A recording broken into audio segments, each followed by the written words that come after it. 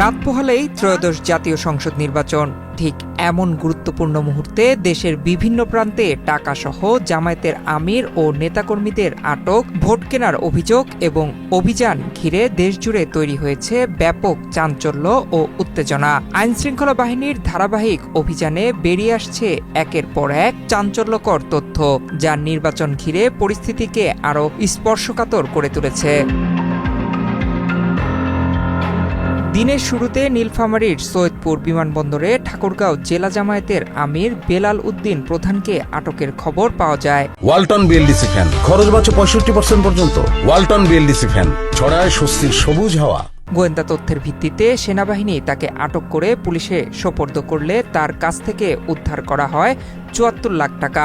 Police জানায়, উদ্ধার হওয়া টাকার বিষয়ে আইনি প্রক্রিয়া চলমান রয়েছে। আটককালে বেলাল উদ্দিন প্রধান দাবি করেন, উদ্ধার করা টাকাগুলো তার গার্মেন্টস ব্যবসার।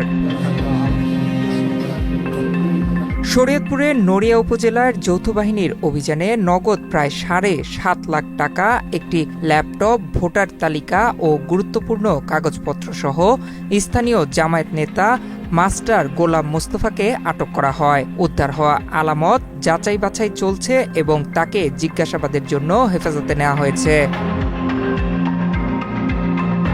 জামালপুর ৩ আসনে স্বতন্ত্র প্রার্থী সাদিকুর রহমান শুভর পক্ষে টাকা বিতরণের সময় ৩ কর্মীকে জনতা আটক করে। তাদের কাছ থেকে উদ্ধার করা হয় ৯৪,৫০০ টাকা।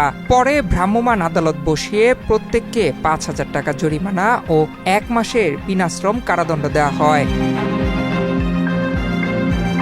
কুমিল্লার মুরাদনগরে ভোট কেনার অভিযোগে জামায়াত নেতা হাবিবুর রহমান হেলালিকে নগদ ২ লাখ টাকা সহ আটক করেছে ভ্রাম্যমাণ আদালত। তবে তিনি অভিযোগ অস্বীকার করে বলেন, এজেন্টদের খাবার খরচের জন্য কিছু টাকা ছিল এবং তাকে সেই টাকা নিয়ে ইচ্ছাকৃতভাবে ফাঁসানো হয়েছে। নারায়ণগঞ্জ ৩ আসনে জামায়াত প্রার্থীর পক্ষে ভোট কেনার অভিযোগে আসাদুজ্জামান নামে এক জামায়াত কর্মীকে ২০,০০০ টাকা সহ আটক করে পুলিশের কাছে সোপর্দ করে স্থানীয় বিএনপির নেতাকর্মীরা। অভিযোগ ছিল, আসাদুজ্জামান জামায়াতে ইসলামীর প্রার্থী ইকবাল হোসেন ভূঁইয়ার পক্ষে ভোটারদের কাছে টাকা বিলি করছিলেন। যদিও পরে অভিযোগের প্রমাণ না পেয়ে মুচলেকা নিয়ে ওই ব্যক্তিকে ছেড়ে দেওয়া হয় বলে জানিয়েছেন সোনারগাঁও উপজেলার সহকারী রিটার্নিং কর্মকর্তা আসিফ আল জিনাদ। সিরাজগঞ্জের কামারখন্দে টাকা দিতে গিয়ে জামায়াতের এক ওয়ার্ড আমির মোস্তাক সরকারের দৌড়ে পালানোর ভিডিও ভাইরাল হয়েছে। বিএনপির পক্ষ বলছে এটি ভোট কেনার স্পষ্ট প্রমাণ। তবে জামায়াতের পক্ষ থেকে দাবি করা হয়েছে এগুলো কেন্দ্র পরিচালনা খরচের টাকা হতে পারে। নির্বাচনের আগ মুহূর্তে একের পর এক টাকা উদ্ধারের ঘটনা ও নেতাকর্মীদের আটক দেশজুড়ে নতুন করে প্রশ্ন তুলেছে নির্বাচনী পরিবেশ নিয়ে। আইনশৃঙ্খলা বাহিনী বলছে, যে কোনো ধরনের অনিয়ম রোধে কঠোর অবস্থানে রয়েছে প্রশাসন।